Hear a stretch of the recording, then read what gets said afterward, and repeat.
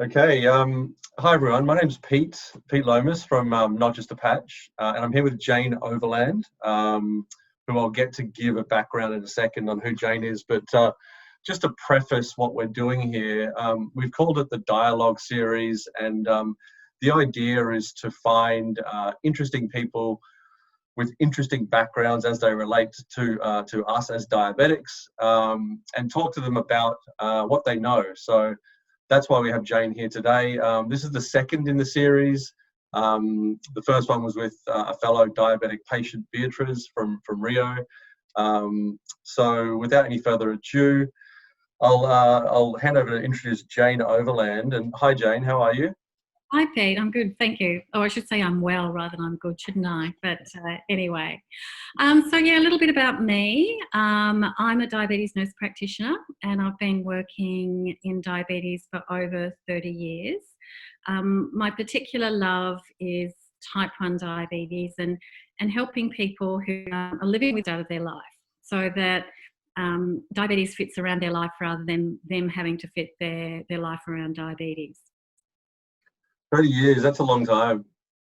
It is a long time, and look, I sort of stumbled onto diabetes by default. I just basically wanted a Monday to Friday job, but once I got into it, I realised that as a healthcare professional, you can really make a big difference in someone's life, and it's incredibly rewarding to get to know people and their families, and hopefully make their lives a little bit easier. So, yeah, 30 years working at Australia's top diabetes unit at Royal Prince Alfred Hospital. Now 100% in private practice. Done lots of research into diabetes in terms of management, where you give your insulin, all those sort of practical things. That's what really interests me.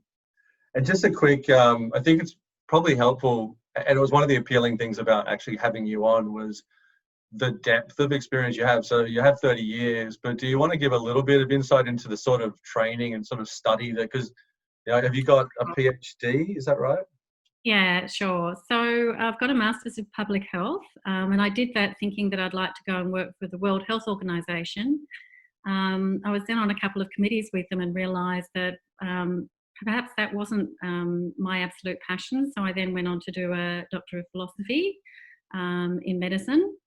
And my last 10, 20 years have been focused on clinical practice, research, and also teaching. So I've taught healthcare professionals all the way around the world in terms of management of type 1 diabetes. And why diabetes? Like, what was it that led you into this massive path and kind of, all about diabetes? Was it, what was the agenda?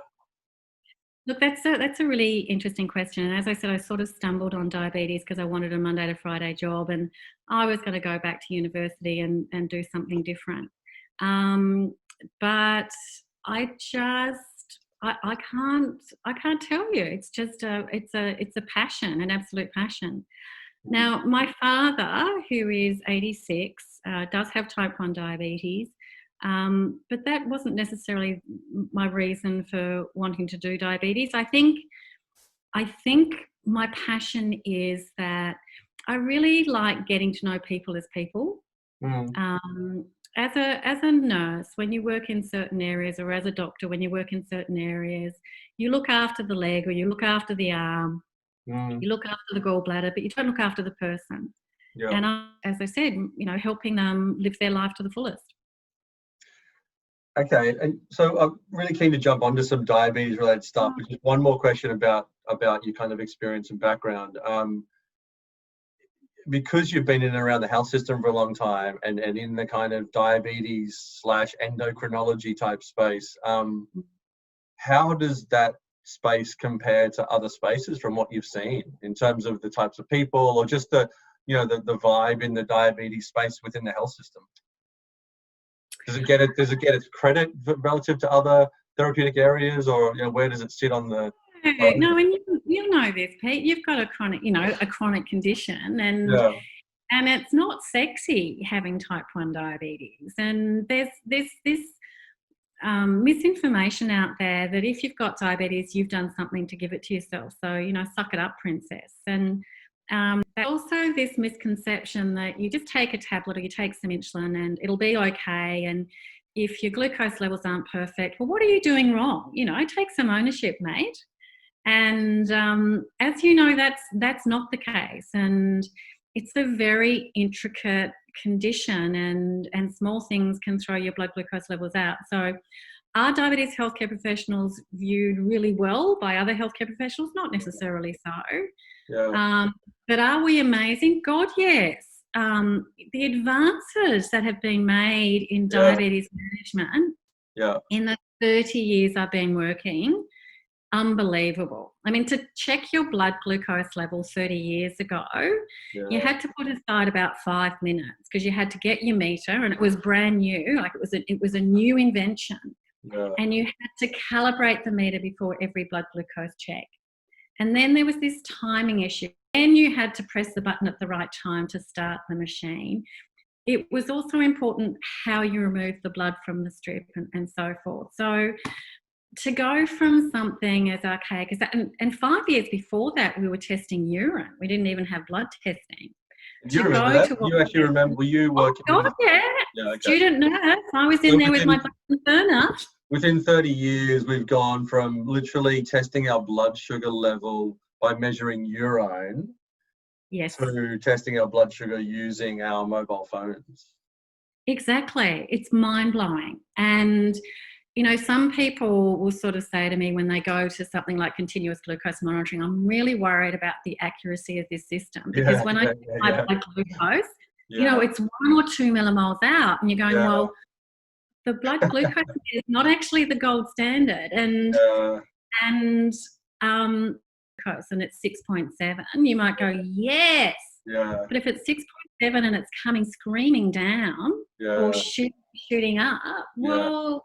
Your approaches to those different, if we're like this or like this or like this, your approaches to your management are totally different. And so you've got all this information which may at times be overwhelming, but if you learn to use that information, it can be an absolute game changer. So I rightly or wrongly will look at someone who may be currently 95 years old, right, with type 1 diabetes, and had it since they were young, and I'll go, well, I'm exponentially better off in terms of my management, therefore I can be more relaxed about my management, like if I can kind of enjoy myself and relax a little bit more, because if that person could reach 95, given where they've come from and how they treated diabetes 40, 50, 60 years ago, then I've got to be okay. Yeah, so Pete, look, I'm incredibly privileged. I see a number of people who've lived with diabetes for 50, 60 years. And there is something very common about these people that have lived for 60 years with type 1 diabetes, and that is they have been incredibly regimented.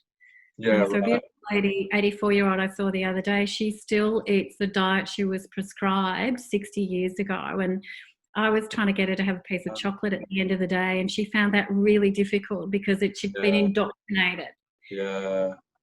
But the insulins we have now, Pete, do give you the freedom to have a life.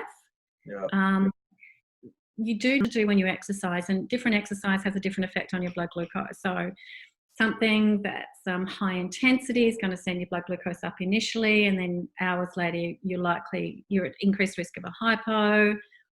Bushwalking, you're at increased risk of a hypo within the first hour. If you've had too many wines, which God knows happens in my household quite regularly, you need to have a strategy around that. So you can do all these things, you just got to have strategies. Fascinating. Out of interest, I guess the pretty morbid, right? But the average age of death of a male might be sort of in the late 70s or something, and women is of normal men and women is late 70s and mid 80s or something like that. Diabetics are a little bit lower, I presume. I've never actually looked that number up. When you look at some of this out there, you've got to remember that we're looking at people who were diagnosed 50 or 60 years ago. Yeah, this is what I'm asking. Yeah. So I'll give you a story about one of my favourite patients, Andrew, who I first met, I'm going to say 26 years ago. Yeah. And he'd emigrated to Australia with, excuse the cat, emigrated to Australia with his beautiful Australian wife. Yeah. And type 1 diabetes, he'd had it for about 20 years. And when we looked at his blood and urine tests, we actually had a conversation with him that he would need dialysis within the next 4 or 5 years. Yeah. So we're 26 years on. Yeah. He's not on dialysis. His kidneys are going strong. Wow. And he's recently, he tells me I pushed him into it, but it was a mutual decision. Yeah. And oh my God, his glucose levels are unbelievable. So his kidneys are still working, and we've now got this fabulous technology that means that his glucose control is exemplary. Yeah. So his kidneys are going to keep on working for another, 20, 30, 40 years. So I think that with new technology, and as long as you touch base with a healthcare professional regularly, every 6, 12 months, you're on top of what your cholesterol is, you're on top of what your blood pressure is. Don't smoke. I mean, that's stupid. If you smoke, you're asking for trouble. Drink. Drink in excess on occasion, but not all the time. Don't become overweight. All the things that people without diabetes should be thinking about as well. So his Andrew's kidney readings, they improve from he did something to make his kidney better, or just stayed at a certain level, or? Yeah. Okay, so that's a really good question, Peyton. You might remember I said a little bit earlier that there's been so many advances in diabetes management, and about I'm going to say about 30 years ago, maybe not that long, 20, 25 years ago, research funded by the Juvenile Diabetes Research Foundation showed us that there are certain medications that are traditionally used for blood pressure are protective of the kidney. Yeah. And they really are protective of the kidney. So that's why you need to have these checks that, are recommended, like your eyes, your kidneys, your feet. Yeah. Because if we see some telltale signs of early damage, there are things that we can put into place that not only stops things from progressing. What did Andrew do? Yeah. Okay, well, we put him on those blood pressure tablets, and we worked hard to try and improve his glucose control. Yeah. The reason why he went on to the pump this year was he did have a bit of a decline in his kidney function. Okay. But that was because he'd started to take some anti-inflammatory tablets, and anti-inflammatory tablets are, so if you've got a little bit of damage to your kidney, don't self-medicate. Just make sure you talk to someone before you start popping tablets. Okay, so we're going to jump into CGMs in a second, because it's an obvious topic, but one thing I don't think about a lot is dialysis, right? And how much of a reality it is for diabetics, right? Because of the impact of diabetes on your kidney. Maybe it's good just as like a bit of a warning to speak about what it's like. I mean, because it's terrible being on dialysis. You don't want to be on dialysis, but maybe diabetics don't think about, the realities sometimes, and what's it, having seen patients end up on dialysis. What's it like? Okay, so I think it's sometimes difficult when you're a teenager or a 20-year-old to understand that decisions you make today are going to impact you in 20 or 30 years. Absolutely. Okay, so if you're just diagnosed with diabetes, okay, the first 5 to 10 years of your diabetes are the most important, and trying to keep your glucose levels as close to normal as possible. So I'm talking about an A1C around 6.5, 7% in the first 5 to 10 years. Yeah. And that lays a very good solid foundation which will protect you for many years to come. So once you've had diabetes for 10 years, it's often a bit harder. You are keeping an eye on your blood pressure and so forth. Mm. There really is no reason that dialysis should be a reality for you. That said, just because you've got diabetes, it doesn't mean that you won't get some other form of kidney disease. And dialysis is time consuming, it's draining, but it's life saving. Yeah. And if you need it, you need it. But let's do our best that you don't need it. Yeah, really good message. Okay, let's jump into CGMs. I mean, part of the reason we're having this conversation is that I wear a Freestyle Libre. I've had it for must be 3 years. And that's kind of led on to a number of things. And one of those was designing a patch to support the Libre, because it was coming off when I was swimming and just general daily activities. So that's kind of like a little bit of a kind of a roundabout situation.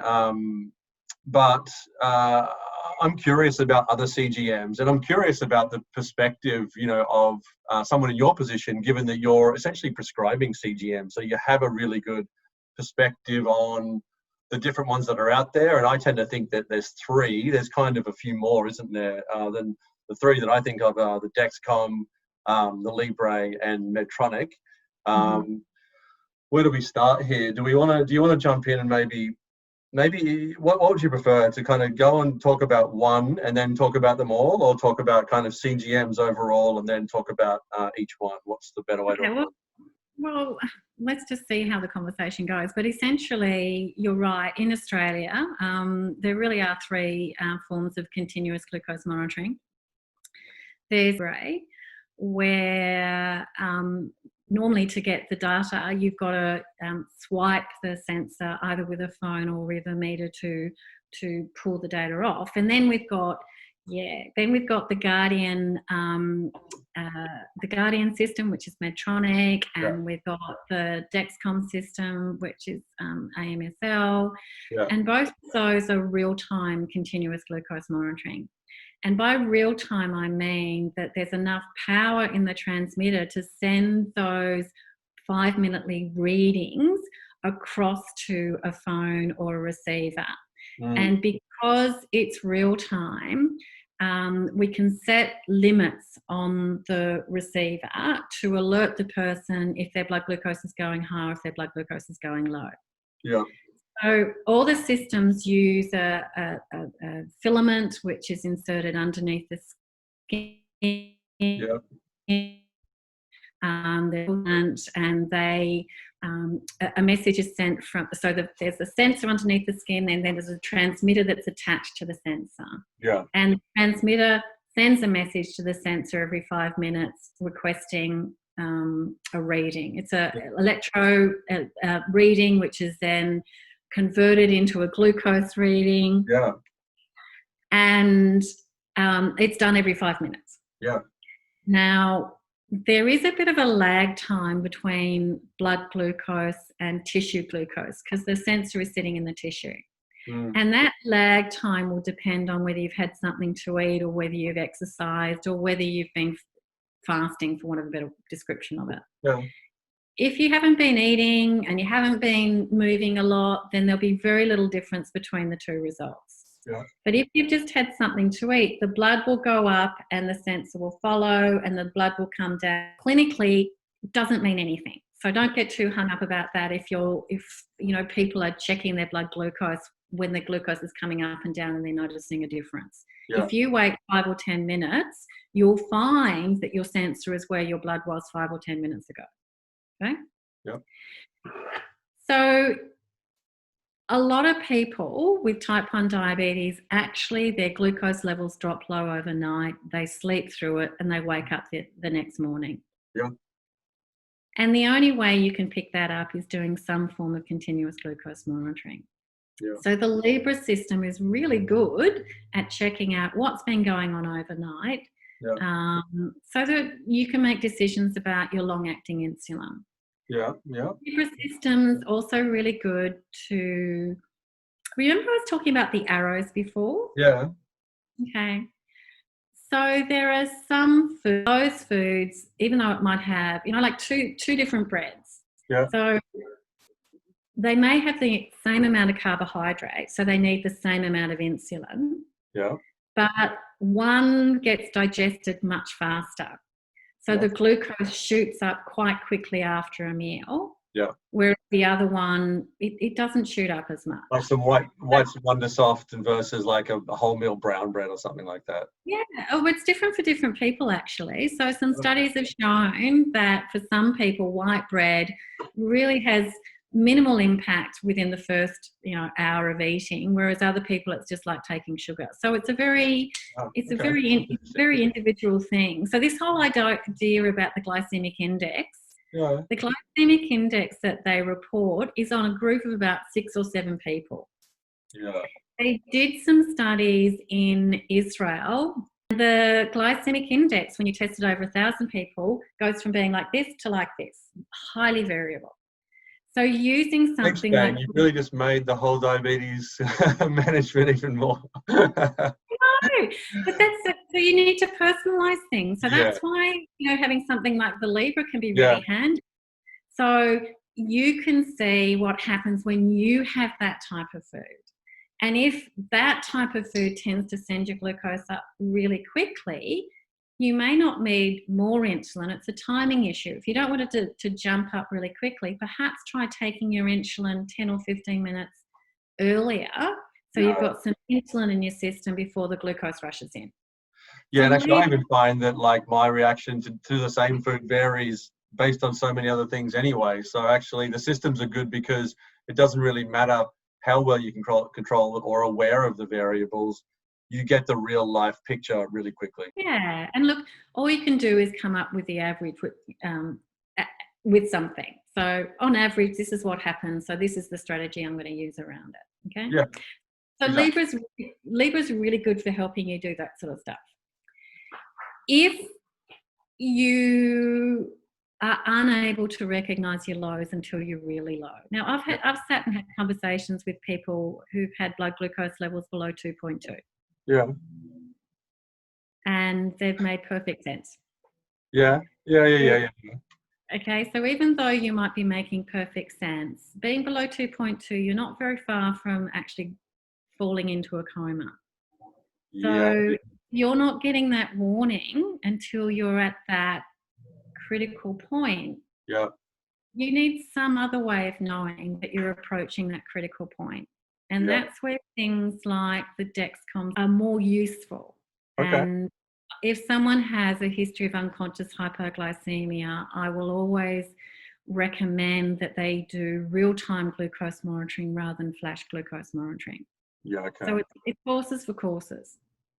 So it's interesting. I mean, I think if we look at sort of market share for the three, Libre say, I think everyone kind of accepts Libre has the biggest market share. Is that because they've just been smarter commercially, or is it cheaper, or why is it selling more? Look, I actually don't know what the market share is in Australia, but I think there is some appeal that it's being sold that you don't need to do finger pricks, which is not 100% true. I think one of the appeals is that with the Libra, the cost of the sensor, you can just wear it intermittently if you want to. Yeah. Now, while you can do the same thing with Guardian or Dexcom, the cheapest way of getting Guardian or Dexcom is to have a subscription. Yeah. And the subscription is for the year. Yeah.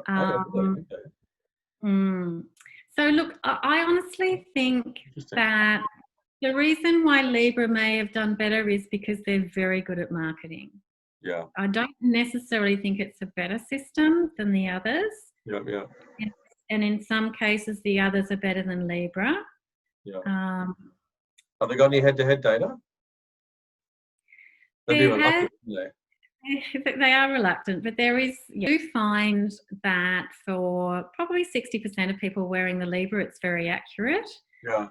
About 40% where it overestimates, and about 20% where it underestimates.